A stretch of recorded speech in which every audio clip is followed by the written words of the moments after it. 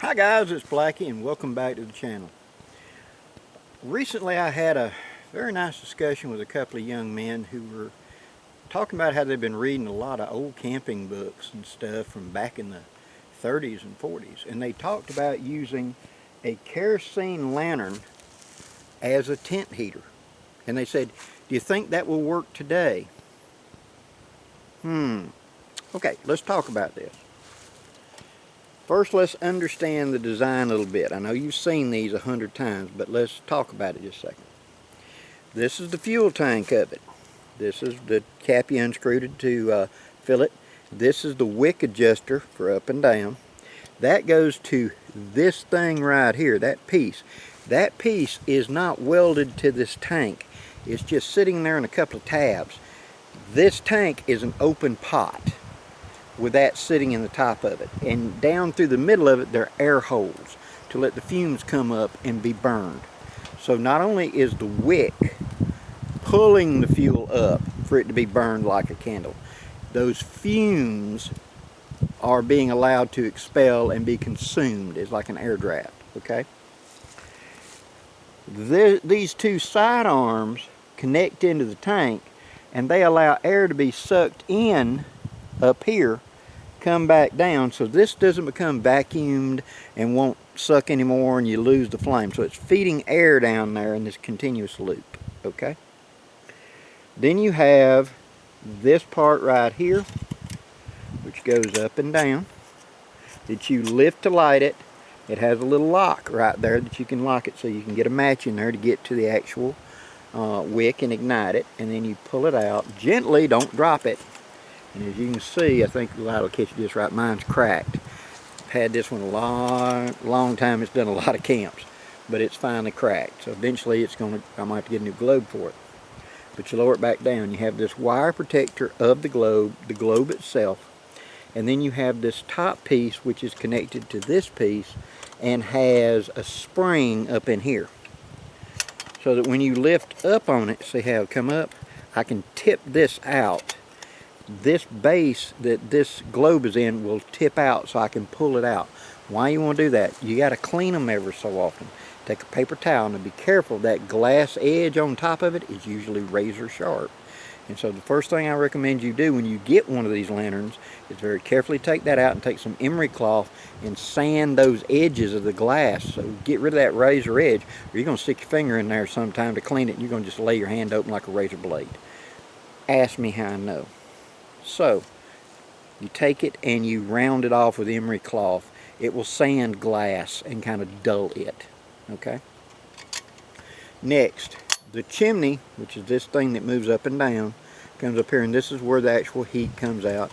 And then there is a hanging loop there, which is actually the loop for you to pull and pick this whole thing up with, okay?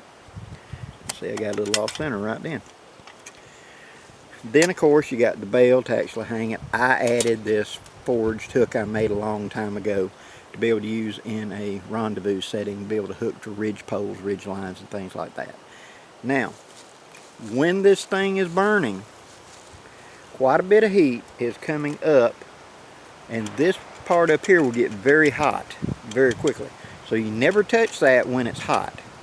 The other thing is, if this is hanging, note that the heat comes straight up to this wire, to the bale. So that bale will get hot. So don't put a little bitty piece of a nylon cord or something holding it. It will melt during the night and drop this lantern. So you need something more robust. Notice this hook. This hook is acting as a dispeller, something to diffuse the heat. Okay? Next, once this thing is going and the heat is rising up, if it can possible set it down, I lay the bale down here so this will remain cool no matter what. Okay? Also lay that down. You can take a small terracotta, not plastic, the terracotta type of ceramic, you know, that orangey flower pot, a small one, and turn it upside down and sit over the top of this. So it's about, one of the small ones about that tall. And you will trap a lot of heat radiate heat, and it will heat better. You can also set a coffee pot or something on top of that and keep the coffee warm. It will not boil coffee, but it will keep it drinking hot for quite a while, if not till the lantern runs out. So this was very commonly done in things like guard shacks and hunting camps and stuff like that, where someone had to sit in a small area a long time. You know, they'd just bring them a pot of coffee and have made the coffee at home, so to speak, bring the pot and set the pot up on top of one of these and just keep it warm as a way to keep a warmer, you know, all night long. As long as you had coffee, you had this. Now, back to the tents. When they were seeing these videos of the tents that were being used, those are the old canvas tents. A canvas tent, like a Army surplus pup tent, one of the old canvas Boy Scout tents, the rendezvous wall tents, absolutely, these are a great idea to keep the dampness out of there, and I have used them 30 years doing it. Where it's a cold night, I'll leave one of these lanterns burning inside the tent, out of the way so you can't get into it or whatever, protected so it can't set anything on fire, and therefore let it do it. It will not actually warm the tent so much as it will keep the dampness and the humidity, remember you're breathing out your condensation, to a minimum, so it feels warmer, it feels drier in there, is because of these lanterns running. Yes, there will be a kerosene type scent, there is exhaust. In the time period these gentlemen were talking about of these canvas tents, these were used extensively. I have used this very lantern itself in a hunting blind before. And what I mean is, we had a bucket up against a tree, and I took a blanket and put it from my back and draped it around, and then I sat down on that bucket and I sat this between my feet. And then I wrapped the blanket all the way around me and just pulled it tight around my neck, and therefore trapped all that heat. Here it is in the about 12 degrees on a river, so yeah, it was a bit chilly, and that warmed right up, and you're sitting there nice and comfortable.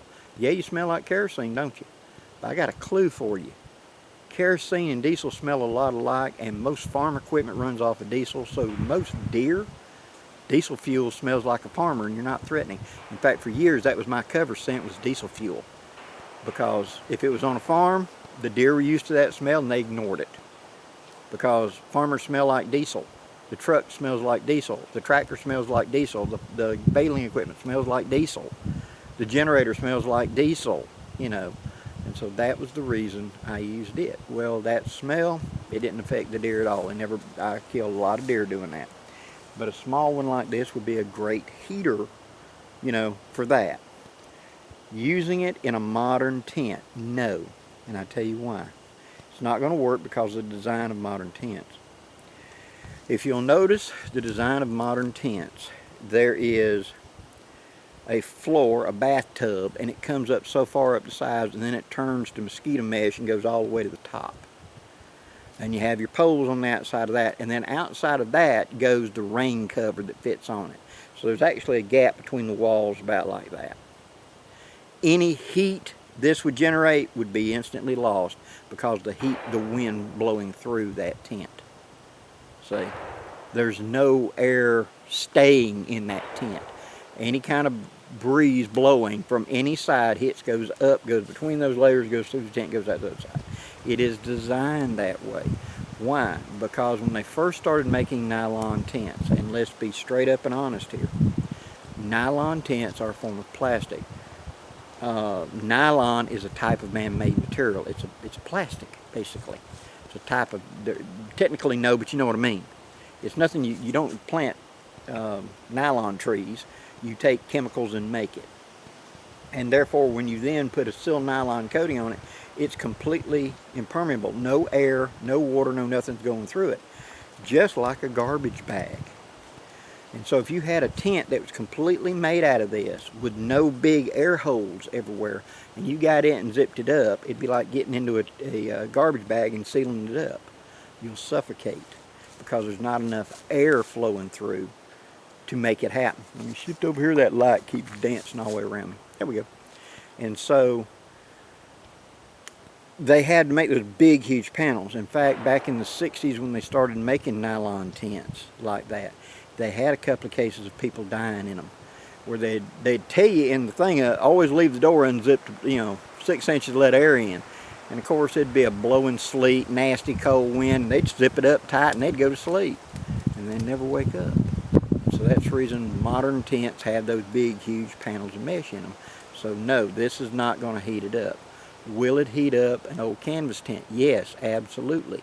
Will it heat up something like an army pup tent or something? Yes, absolutely. As long as you've got an air source coming in, constant little airflow, it's fine. Now you've seen, and not long ago, I've started using a hot tent that I got from One Wind called the Penumbra for my hammock. And it zips up, but it doesn't seal up at the bottom, see? So I leave the top unzipped about like 2 inches, and I put a wood stove in it. Well, if I was not going to be cold enough I needed a wood stove, I'll be using a lantern like this, just like I'd done before. Because I could put pine straw around the bottom to slow but not stop air coming in.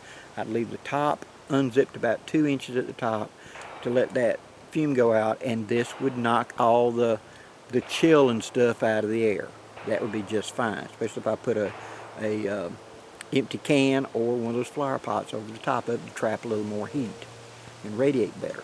Yes, it will do that within reason.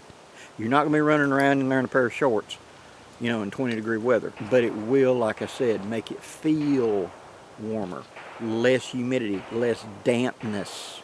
Okay, and that's a big contributing factor to us feeling cold.